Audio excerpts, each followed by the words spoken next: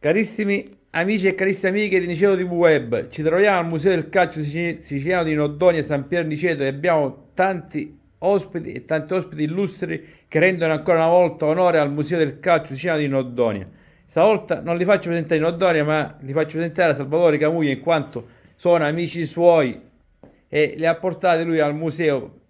Salvatore, con te già ci siamo visti tante volte, una lunga carriera da calciatore, da allenatore, ma ora presentaci gli amici che hai portato questa sera qua al museo. Allora, iniziamo con il signor Barresi, ex presidente della Navigea, vincitore del campionato d'eccellenza e la Coppa Italia. Nello stesso anno. Nell'Oddone, Il padrone di casa, Pippo Gitto, che anche lui ormai è di casa. il mio mister e amico Flavio Del Barba, Con un passato in Serie A. Valtellino, Serie B e Serie C ha fatto, no? Vabbè, ora magari ci dirà la carriera. E Enzo Di Palma. Un nome che Questo già che dice tutto. Buonasera. Ma chi iniziamo? Nino. Iniziamo con il signor Baresi, perché è la prima volta che vieni. E il signor De Palma. Invece il signor Di Palma è la seconda volta Ma che mancavo io. viene. Sì. Signor Baresi, una bella esperienza con l'Igea Virtus, un campionato esaltante, eccellente, in eccellenza, ha portato in Serie D la vincitore di Coppa. Che ci racconta?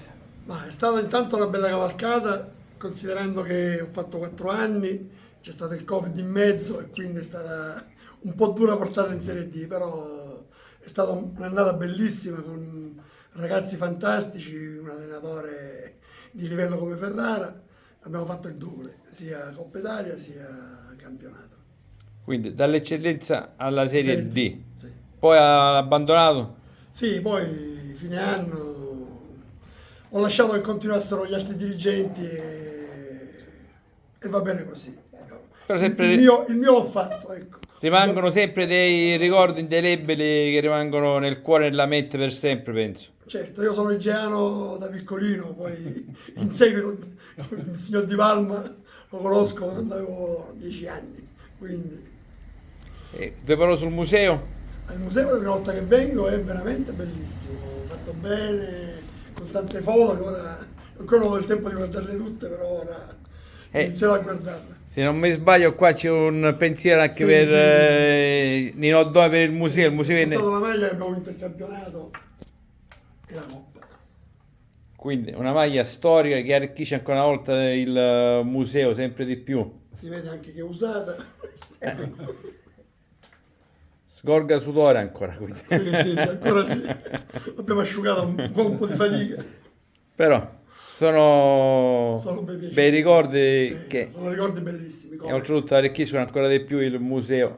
E cui, Nino, Per lo me- spazio non basta per più. per me sono cose particolari perché, ripeto, abitavo là al Petraro dove c'è Dal Contres e da 10 anni lo frequento, quindi nei tempi già del signor Di Palma e quindi da molto tempo.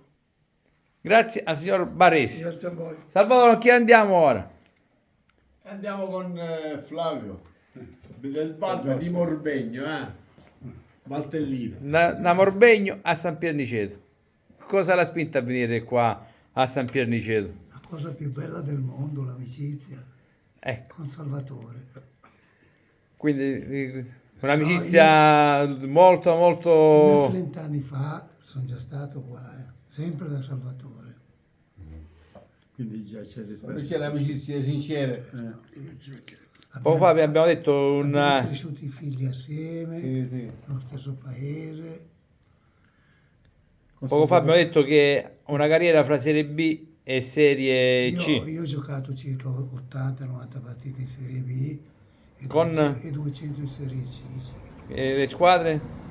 Io ho iniziato a Lecco che avevo 18 anni, poi dopo le altre non me le ricordo più perché... Vicino sì, però. No, da Lecco sono andato a Torino tutti gli anni. Cambiavi le squadre ogni anno. Il ricordo più bello. A 27 anni ho detto adesso faccio quello che voglio io, non quello che vogliono gli altri. Il ricordo più bello del periodo calcistico? Un po'. Ricordo più bello che amavo quello sport.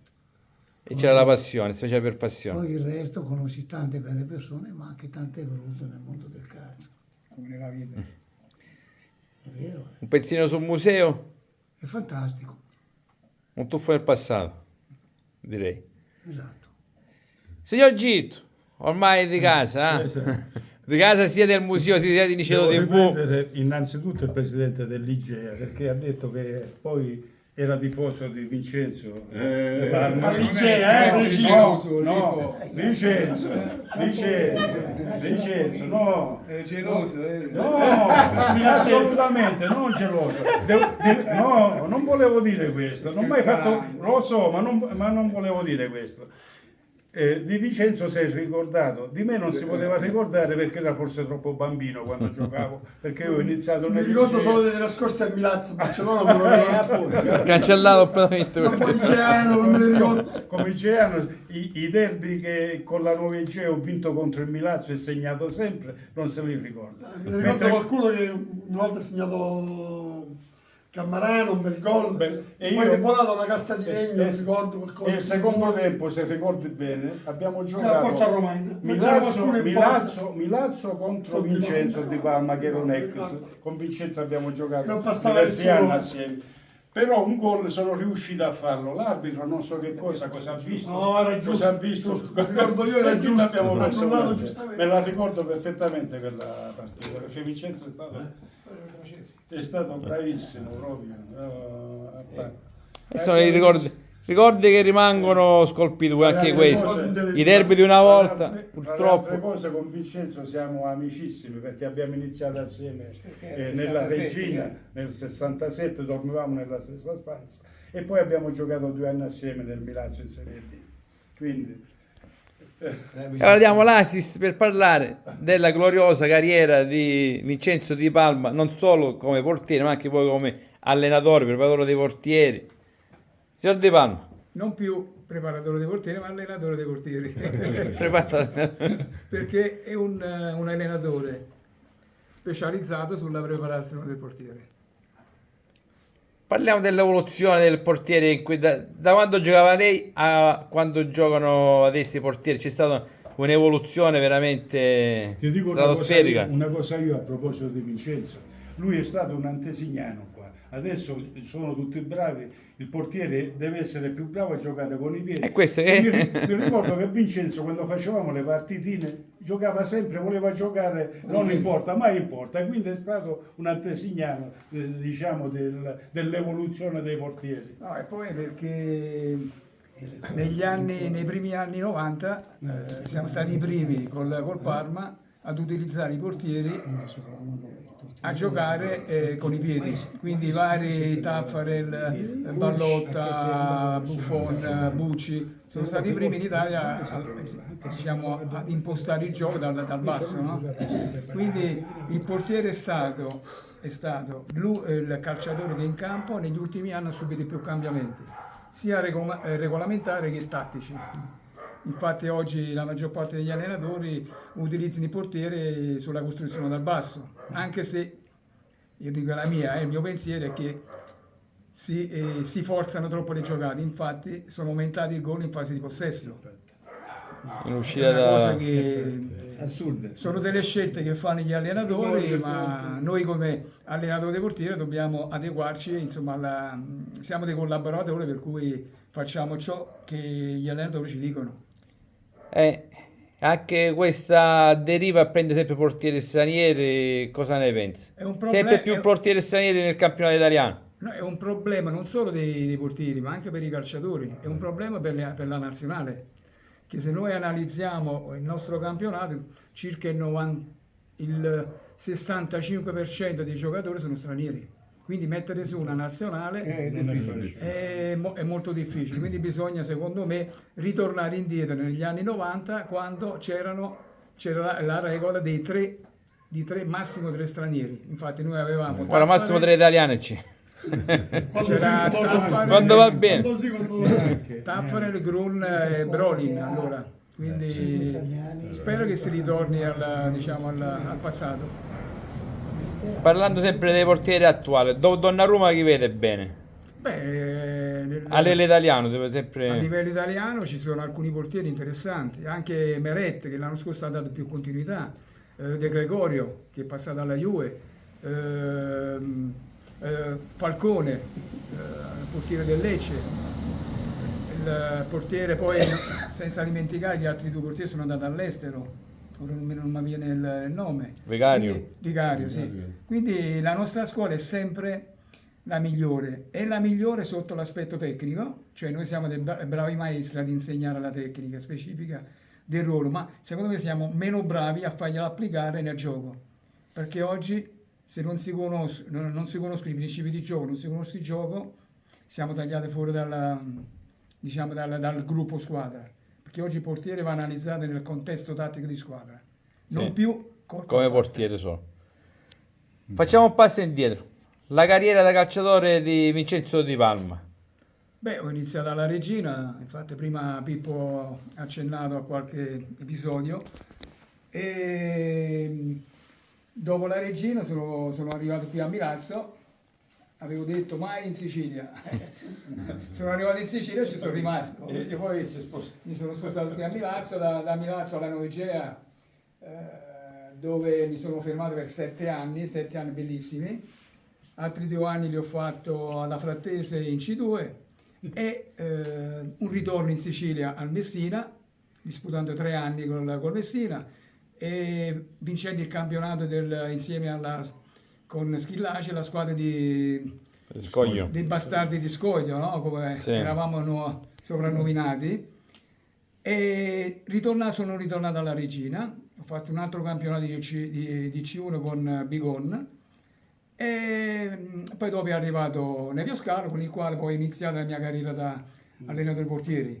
L'ho seguito al Parma e lì è stata una scelta vincente perché poi ho avuto la fortuna di vincere tanti trofei importantissimi, come 2 Coppe Italia, una Supercoppa Europea, una Coppa delle Coppe e una Coppa UEFA.